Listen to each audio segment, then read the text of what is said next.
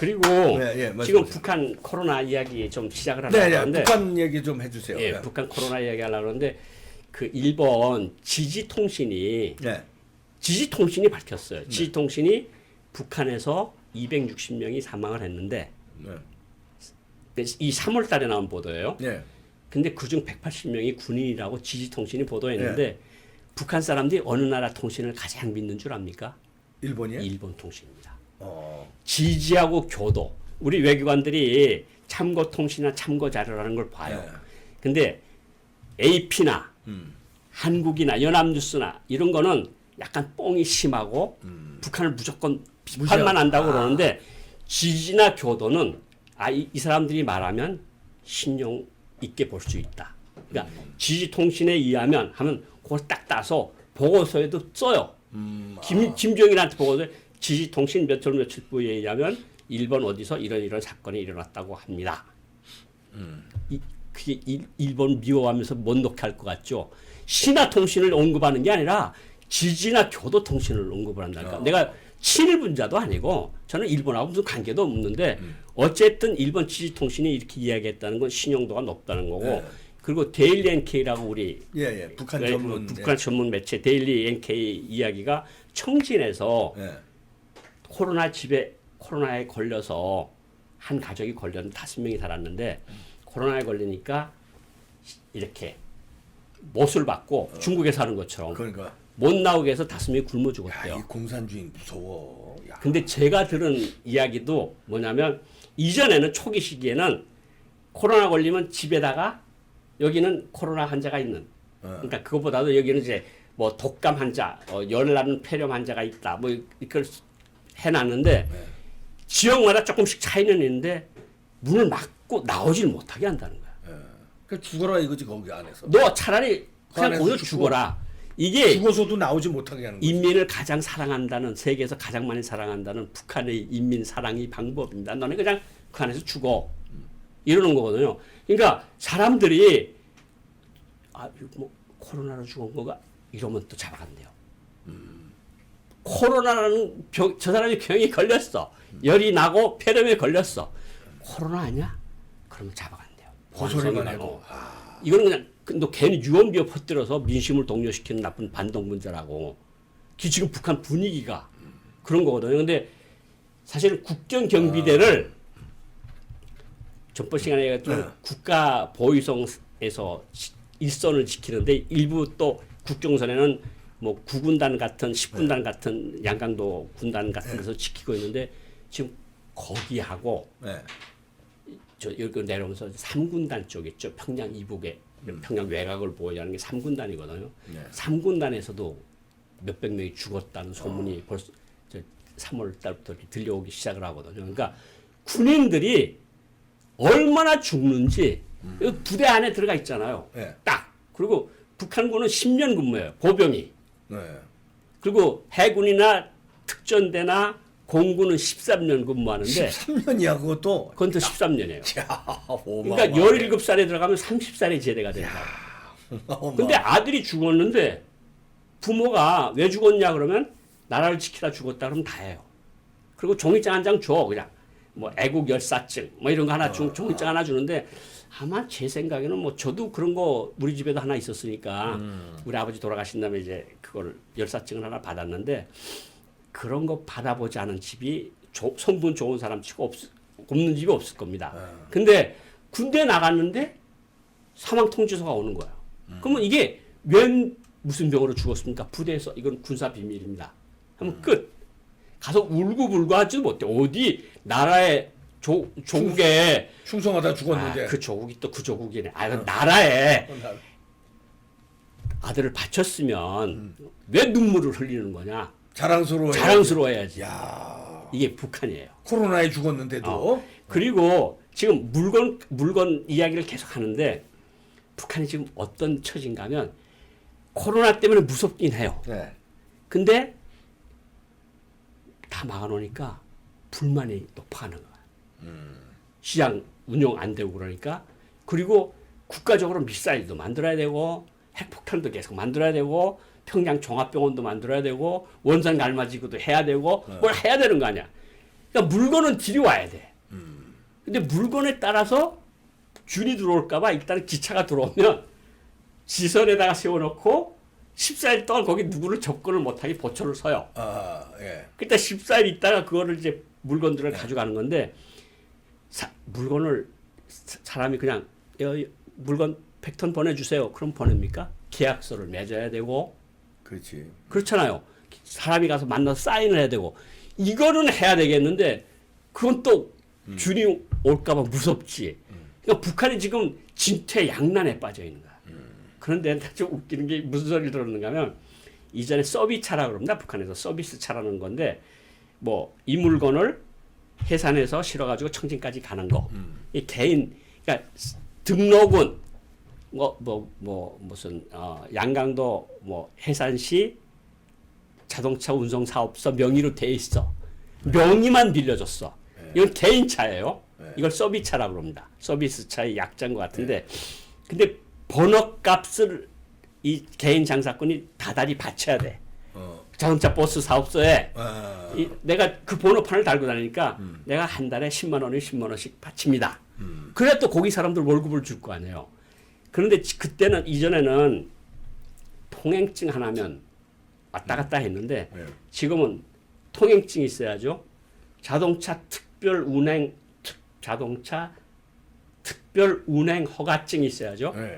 그다음에 보건 이 건강하다는 그러니까 우리 말하는 보건소에서 우리 보건증이지 우리로 말하면. 보건증이 이게 세 개가 나란히 붙지 않으면 돌아가. 이 세 개 허락을 얻기가 그렇게 힘들대요. 하나 얻기도 힘든데 근데 허락할 때마다 또 돈을 줘야 돼요. 인민보안성에 줘야 되고 이제 또 보건성이 살 맛이 난 거죠. 그 허가를 내는 게 보건성 그 부서들이 하는 거니까. 그래서 그 차가 이렇게 움직여서 가는 거예요. 그러니까 너무나 많은 허가 절차가 필요하니까 이 사람들이 나 그럼 차 운전 안 할래. 내가 5만 원을 버는데 허가도는 얻어내는데 5만 원이 들면 누가 차를 그렇죠. 그러니까 전국에서 한 2만 5천 대의 서비스차가 서 있대요.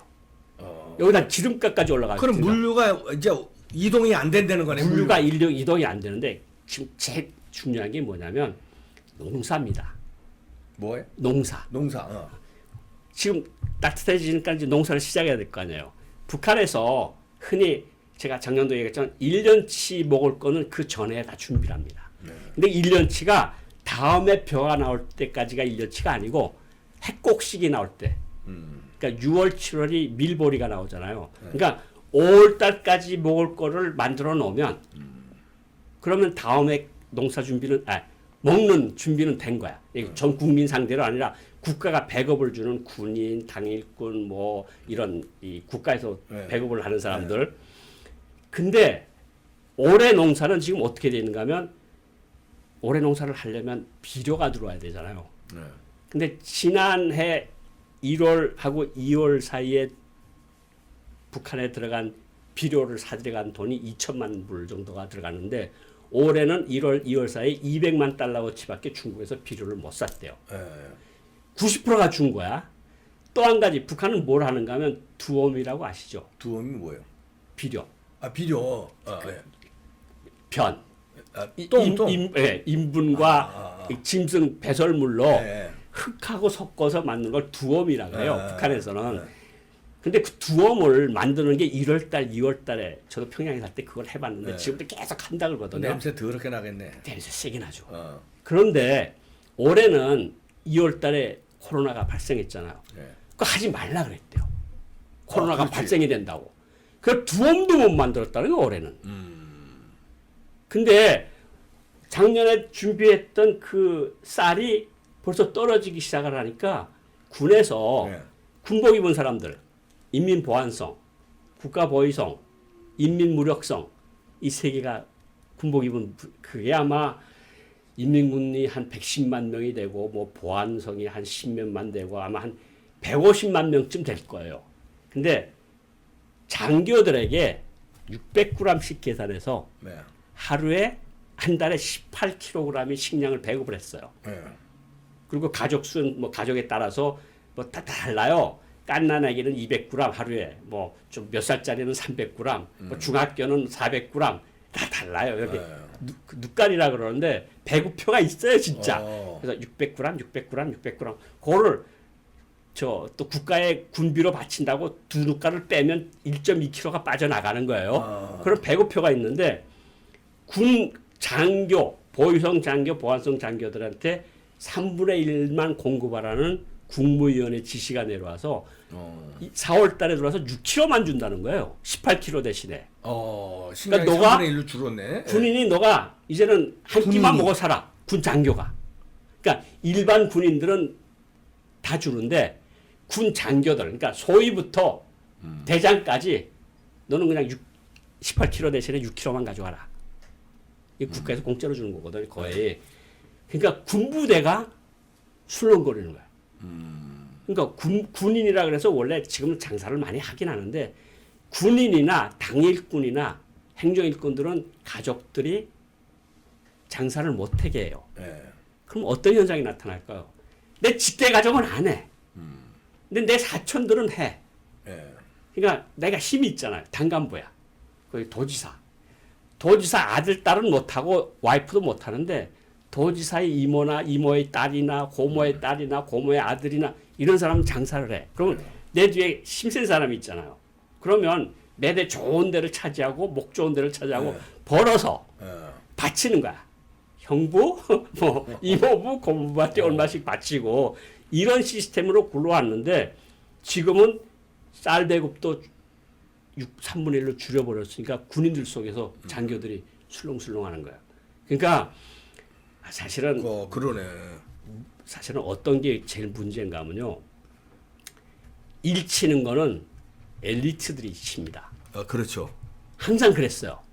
군복을 입은 집단이거나 정보를 가지고 있거나 일반 서민들은 소요를 일으킬 수 있고 뭐 경찰관을 뭐 거기는 보안원이라 그러는데 때리고 그런 몇십 명 소요는 있을 수 있어. 이 사람들이 어떤 묶음, 어떤 운동을 막아낼 힘은 없어요. 그렇죠. 근데 총과 정보를 가지고 있는 사람은 뭔가 할 수가 있어. 그러니까 이 사람들을 다치는 건 위험해. 근데 이 사람들을 한테 배급을 쌀 배급을 3분의 1로 줄였다는 거는 이거는 위험성을 위험을 감수하고도 감수하고도 그렇게 할 수밖에 없다. 그 상황이 그거밖에 안 되니까. 상황이 그거밖에 안 되니까. 그러니까 이게 북한에 제가 항상 이런 이야기를 조금씩 하면 또 댓글 다시는 분들이 또 붕괴론자야. 저는 북한 붕괴한다고 말한 적이 거의 없습니다. 체제가 동요하고 이것이 어떤 사태를 빚을 수 있으니까 이걸 대비해야 된다는 말씀을 드리는데 또 붕괴론자 나왔네. 이렇게 이야기를 해요. 그러면 할 말이 없어요. 근데 저는 북한이라는 국가가 쉽게 붕괴하리라고 생각지 않아요. 거기 엘리트 집단이 있거든요. 엘리트 집단이 있으니까 만약 뭔가 있어도 김정은한테 무슨 일이 생겨도 북한이라는 체제는 자기네들로 끌고 갈 겁니다. 그냥 아유 한국이 와서 다 가져가셔. 이럴 나라는 아니라는 거야. 우리가 연구원에서도 계속 해보면 그런 결론이에요. 그러니까 자기네끼리 집단 지도체제라는 뭔가를 만들어가지고 북한이라는 나라를 이끌어 자기네가 지금까지 잘 먹고 잘 살았는데 어느 날 갑자기 다 물려주면 당간부하고 도지사 같은 사람이 어느 날 나와서 환경보건처럼 빗자루 들고 길거리 청소는 안 하겠다는 거거든. 동독을 보면서 북한 간부들이 충격을 먹었어요. 루마니아 사태를 보면서 외교관들이 어느 날 갑자기 소득에 먹히니까 외교관들이 나와서 길바닥에 나와서 환경보호를 하는 거 보고 기겁을 한 거야. 그러니까 북한이 그런 걸 찍어다가 간부들한테 보여줬어요. 동구권이 붕괴된 다음에 봐라. 루마니아 봐라. 폴란드 봐라. 동독 봐라. 당정군 고위 간부들 외교관들이 이렇게 허들의 일을 하고 있고 자기 당원증과 자기 공을 세워서 받은 영웅 메달까지 좌판해 놓고 팔고 있는 이 현실을 봐라. 너네들이 거기 살고 싶으냐? 절대 우린 붕괴하면 안 된다. 절대로 붕괴하면 안 된다. 내 말 잘 들어 이거네. 너하고 우리는 한 몸이야. 한 몸이야. 내가 죽으면 너네 같이 죽어. 그렇지. 이게 북한이 이제 간부들을 세뇌시키는 거네. 엘리트들을 계속 세뇌시켜 왔어요. 중동 때도 자스민이 생각나시죠? 알리라는 벤 알리라는 튀니지에서부터 시작해서 대통령이 도망을 쳤는데 결국은 도망쳤는데 돈 다 뺏기고 네. 결국은 다 재판받고 다 그랬어요. 그런 걸 가서 다 또 가서 찍어와요. 자, 대통령이 지금 이렇게 돼서 감옥에 들어가 있다. 그 밑에서 국방장관 하던 놈은 어떻게 해서 총살됐다. 오늘 감옥에 들어가 있다. 요걸 딱 해서 보여주면 야, 큰일 났다 우리.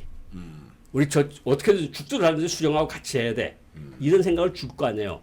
그런데 세월이 많이 흐르면서 그리고 중국하고랑 교류랑 많아지면서 저 사람 없어도 우리끼리 뭔가 할 수 있지 않을까?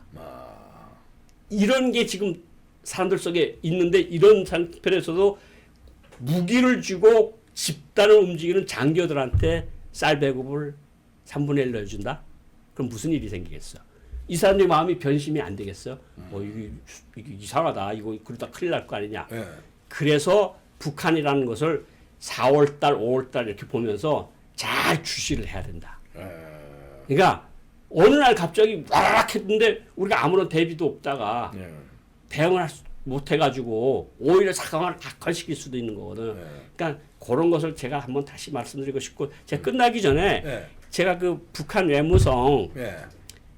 담화문이 하나 나왔는데 네. 3월 30일 날 한번 보시죠. 예.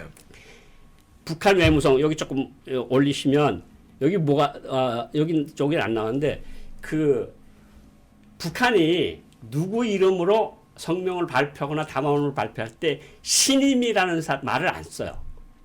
신임 새로 임명. 새롭게 임명됐다는 소리를 안 하는데 이 외무성 담화문이 신임 대북 협상 국장 명의의 담화입니다. 그러니까 그러면 대미 협상국이 우선 대미 협상국이 없었어요. 새로 만들어진 거네. 북한 말로 말하면 북아메리카국, 우리 말로 말하면 대미국. 예. 대미국이라 그러는데 대미 협상국장이에요.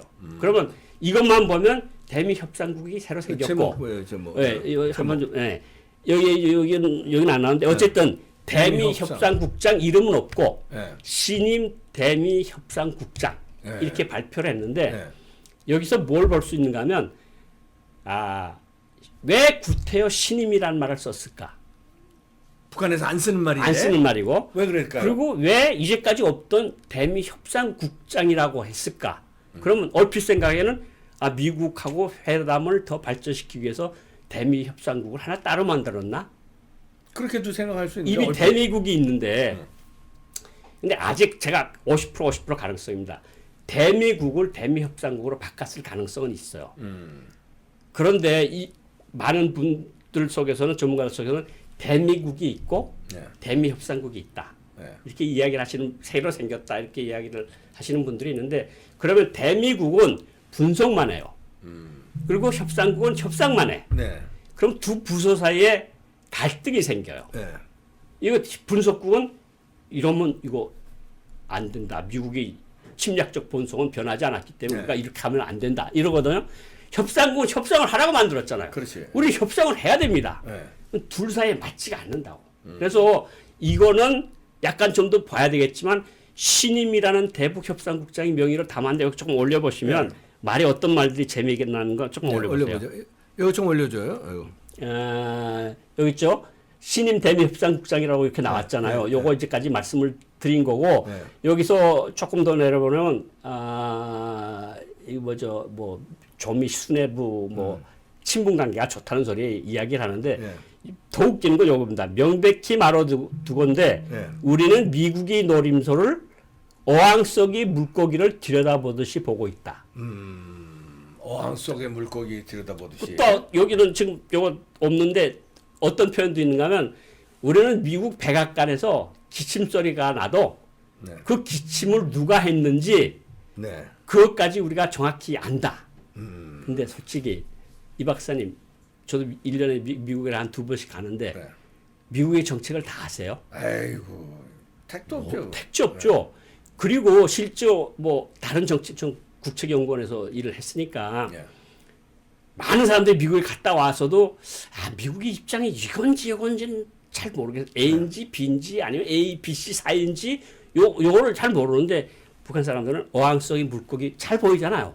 어항 속의 물고기를 보듯이 잘 알고 있고 기침 소리가 폼페오가 한 건지 트럼프가 한 건지 잘 안다는 거예요.